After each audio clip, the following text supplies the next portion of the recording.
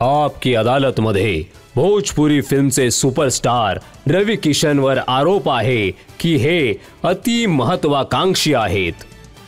रवी किशनजी, तुमच्या बालपणी विषयीची माहिती काढली मी. अगदी 7-8 वर्षांचे असताना गल्लीत रस्त्यावर कोणाचीही वरात आली की नाचायला तिथे जायचा तुम्ही.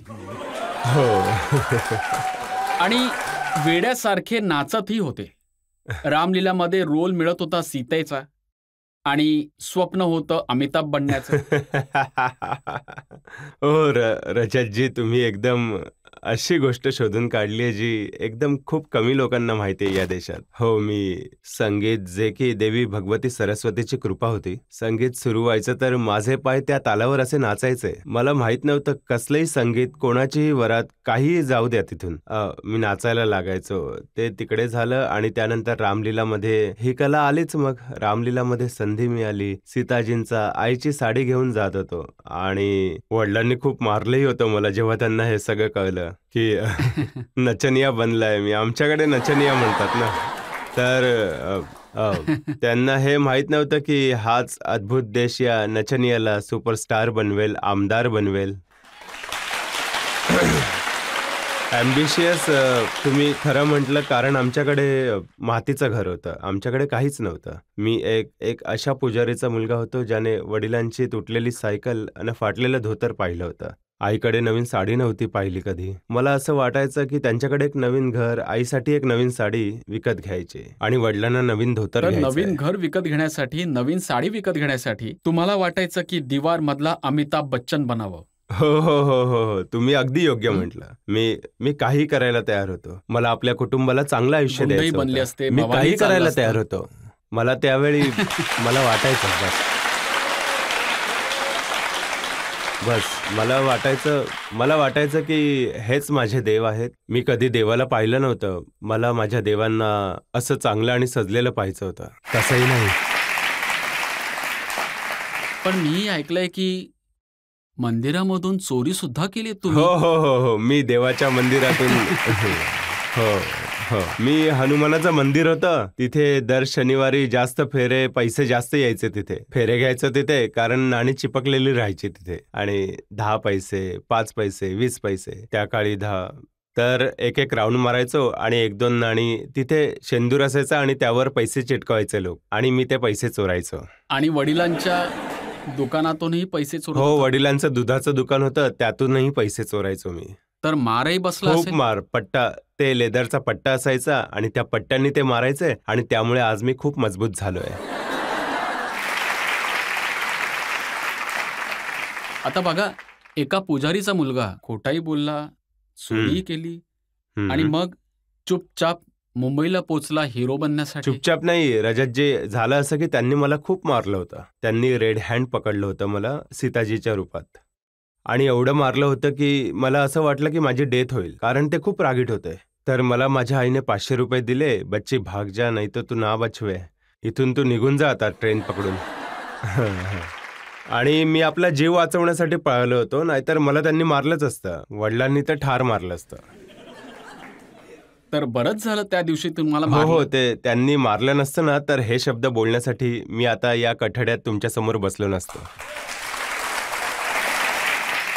तर मी ऐकलंय जेव्हा तुम्ही पहिल्यांदा मुंबईमध्ये आलात तर तुम्हाला मिथुन चक्रवर्ती सारखं बनायचं होतं म्हणे. हो हो, माझे लांब केस होते आणि मी सगळेजण म्हणायचे की तू दादासारखा दिसतोस. मी थोडा तिरकसही चालायचो आणि सगळ्यांना तसं बोलायचोय. मला वाटायचं की मी एवढा सुंदरही नाहीये आणि मिथुन चक्रवर्ती आपल्यासारखेच वाटायचे मला वाटायचं की हो मला वाटलं की चला हे आपल्यासारखेच दिसतात, त्यांचाच फॅन बनूया, म्हणजे तसं काहीतरी काम मिळेल. मग काही लोकांनी सांगितलं, अरे दादा तर जिवंत आहे, सुपरस्टार आहे, तू दादांना कॉपी करशील तर तुझं कसं चालेल, तुला काहीतरी वेगळं. पण मिथुन दादांना मी अजूनही खूप प्रेम करतो, आताही प्रेम करतो. One of the finest actor we have. मी डिस्को डान्सर वा मृगया त्यांच्या सगळ्या फिल्म्स पाहायचो आणि हे दादांनाही माहिती आहे. आम्ही दोघे खूप चांगले मित्र आहोत. आम्ही खूप फिल्म्स सोबतही केल्या आहेत.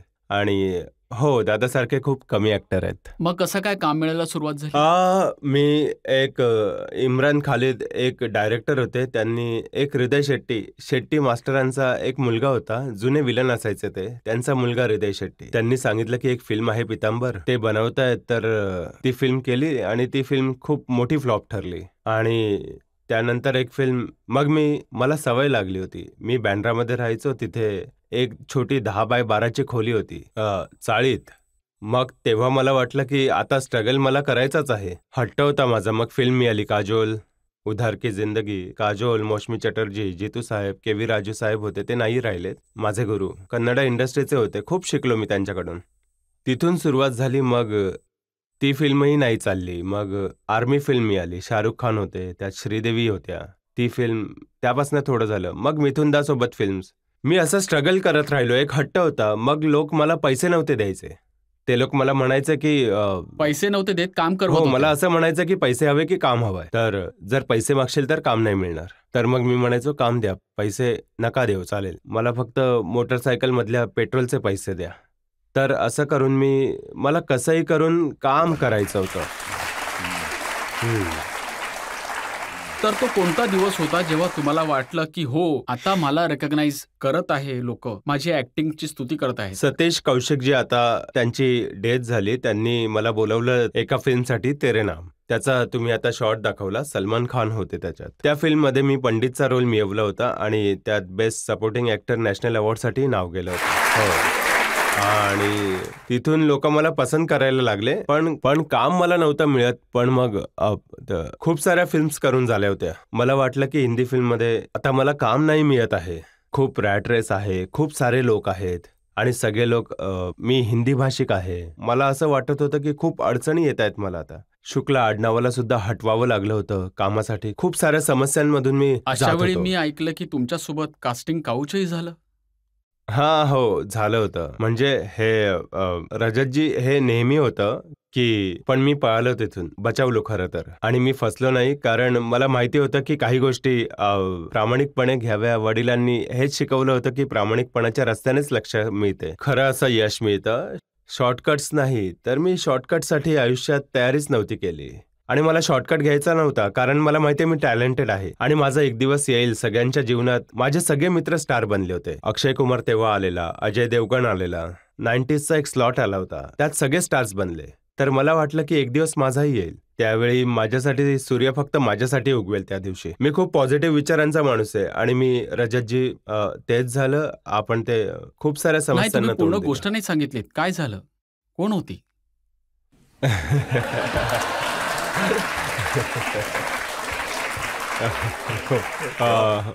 तुम्ही लोक खूप क्युरियस दिसतायत.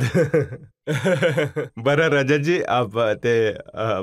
आता ते असं आयुष्यात होत असतं जेव्हा तुम्ही स्ट्रगल करता. तुम्हा लोकांच्याही आयुष्यात असं काही खूप सारं आलं असेल आणि येत असेल, येत राहणार. माणूस आहेत आपण. पण मी त्यांचं नाव नाही घेऊ शकत, कारण त्या खूप यशस्वी आहेत आता आणि खूप मोठ्या आहेत आणि त्यांचं नावही आहे. असो, मी वाचलो तिथून, मी निघालो तिकडनं. मी म्हटलं नाही, काही नाही त्यात, मला फिल्म नकोय. त्यांनी म्हटलं की कॉफी प्यायला रात्री आहे. मी म्हटलं कॉफी तर लोक दिवसा पितात. तर मी तिकडनं निघालो आणि मी अडकलो नाही. आता बघा, रहस्य उलगडतच आहेत. तर आता हेही सांगा तुम्हाला की तुमची बॉडी बघून जिगलो बनण्याची ऑफर सुद्धा मिळाली. अरे राम, अरे राम, आता असं नका करू तुम्ही. माझी पोझिशन बदलली आहे. अशा खूप साऱ्या गोष्टी ऑफर मिळाल्या लाईफमध्ये. जेव्हा तुम्ही स्ट्रगल करता तेव्हा खूप काही होतं आयुष्यात आणि सगळ्यांना वाटतं की तुम्ही त्यात फसावं, अडकवावं. मी तर सर्वांना हीच रिक्वेस्ट करेन की तुम्ही तुमच्या आयुष्यात स्ट्रगलच्या वेळी फसू नका. स्वतःवर विश्वास ठेवावा. मी स्वतःवर विश्वास ठेवला. मी अपॉर्च्युनिटी सोबत तडजोड नाही केली. संधीच्या शोधात मी राहिलो नाही. आणि पूर्ण देश मला आता प्रेम करतो आणि पूर्ण जग मला रवी किशनच्या नावाने ओळखतं. रवी किशनजी, हे चांगलं झालं की तुम्हाला चुकीच्या मार्गावर टाकण्याचा प्रयत्न केला. तुम्ही चुकीच्या मार्गावर नाही चाललात, म्हणून आज एवढे मोठे झालात. पण मोठे झाले कसे? एक फिल्म होती सय्या हमार, मोहनजी प्रसादजी त्यांनी ऑफर केली होती ती फिल्म आणि आता ते नाही राहिले. ती फिल्म मी केली. त्यांनी मला फोन केला की भोजपुरी फिल्म आहे. मी म्हटलं भोजपुरी कोण पाहतं? तर भोजपुरी इंडस्ट्री बंद झाली होती आणि ती फिल्म, तर मी लगेच आईला फोन केला केअर ऑफवरनं गावात. म्हटलं आई एक फिल्म आहे. त्यांनी सांगितलं ही फिल्म कर, 75,000 रुपये दिलेत, मग करू की नको करू? तर आई बोलली की कर. पण मी म्हटलं की भोजपुरी कोणी पाहत नाही, जर मला भोजपुरीत पाहिलं तर कोणी मला हिंदीत काम नाही देणार. आई बोलली की ठीक आहे काही नाही, तर गावात बसून बघीन फिल्म मी. म्हणजे काही झालं नाही तर गावात बसूनच फिल्म बघीन ना. मी काय बोलतोय समजतंय ना? अरे वा. बोला हर हर महादेव, दोन्ही हात वर करा. नमो पार्वती पते हर हर. वा. तर आईने म्हटलं की गावात बसून बघू फिल्म. तर मी ती फिल्म केली आणि मग रजतजी आशीर्वाद राहिला शिवचा, नेचरचा, ती खूप मोठी हिट झाली आणि मी तिथून माझी सुपरस्टारची यात्रा सुरू झाली. मग कब होई गवना आम्हाला राष्ट्रीय पुरस्कार आमच्या पहिल्या भोजपुरी फिल्मसाठी मिळाला. राष्ट्रीय पुरस्कार. भोजपुरी इंडस्ट्री तर नंतर आली. आणि हो म्हणजे हे रजतजी आज कठड्यात आहे तर देशाला सांगतो की भोजपुरीवर अश्लीलतेचे खूप आरोप लागलेत. पण मी नॅशनल अवॉर्ड घेऊन आलो होतो एक फिल्ममधून. उदित नारायणजींनी बनवली होती. मग माझ्या खूप फिल्म्स, पंडितजी बताय ना ब्याह कब हुई, ती एक फिल्म आली. तिने त्या काळी खूप, त्यावेळी मनोज तिवारीही आले होते ससुरा बडा पैसेवाला घेऊन. मग भोजपुरी इंडस्ट्री भरारी घेतली आणि अशा प्रकारे आता इंडस्ट्री किती भरारी घेतली त्याचे काही क्लिप्स तर आम्ही बघितलेच.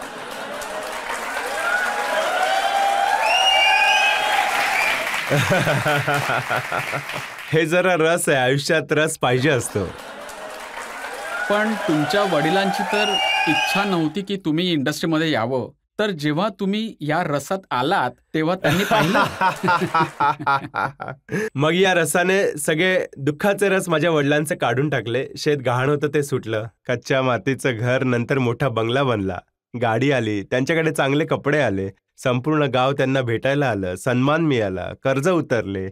भावा बहिणीची सर्वांची लग्न झाली. त्यांना आपापली घरं मिळाली. तर ही एवढी सगळी मेहनत दिवस रात्र ज्या चिकाटीने केली त्या बदल्यात एक खूप मोठं कुटुंब सेटल झालं होतं.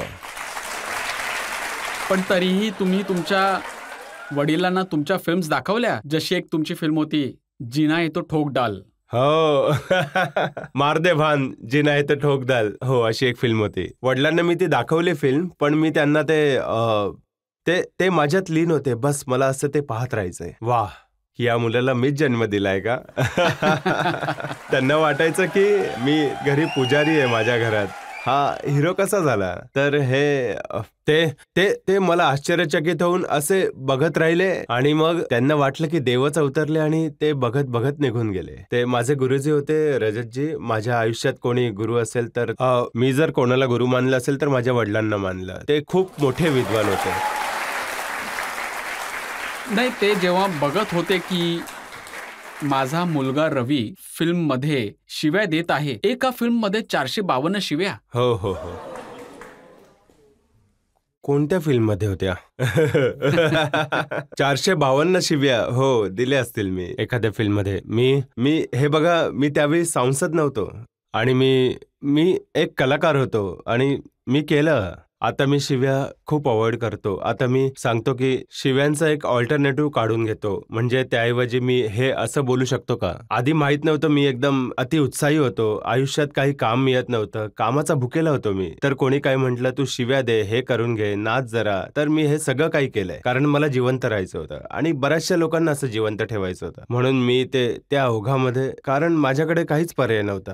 आता संयम आहे, वय झालं, मुलं मोठी झाली आहेत, समजतं मला सगळ्या गोष्टी की नाही. हिरोची एक जबाबदारी असते. हिरोला सांभाळायचं असतं. समाजाला जबाबदार असतो. हिरोला आपल्या मर्यादेत राहायचं असतं. Hero should not do this, hero should not do this because he is a hero.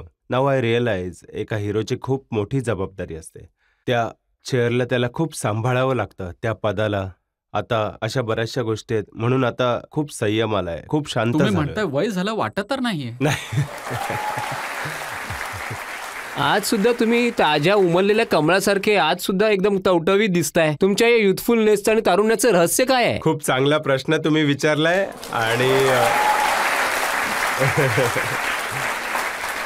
एकतर मी व्हेजिटेरियन आहे. व्यायाम रोज 1-1.5 तास करतो. शिवभक्त आहे. पूजा पाठ करतो. नियमाने राहतो आणि सगळ्यांकडे, म्हणजे तुमच्याकडे कसा बिझनेस असेल, माझ्याकडे काही बिझनेस नाहीये, मी स्वतः एक बिझनेस आहे. तर मी स्वतः एक इंडस्ट्री आहे आणि लोकांचे अनेक करोड रुपये माझ्या चेहऱ्यावर लागलेत. अजूनही लोकांनी 300-400 करोड रुपये लोकांनी फिल्मद्वारे, वेब सिरीजद्वारे, नेटफ्लिक्सने, फिल्मने, अक्षय कुमार सोबत फिल्म्स करतोय मी खूप मोठ्या मोठ्या. तर 300-400 करोड रुपयांची इन्व्हेस्टमेंट अजूनही माझ्या चेहऱ्यावर आहे. तर मला खूप सांभाळून राहावं लागतं. त्या प्रोड्युसरला सुद्धा जिवंत ठेवायचंय आणि तुमच्यासारख्या फॅनलाही ज्यांनी मला इथपर्यंत पोहोचवलंय, तर मला तेच आवश्यक आहे.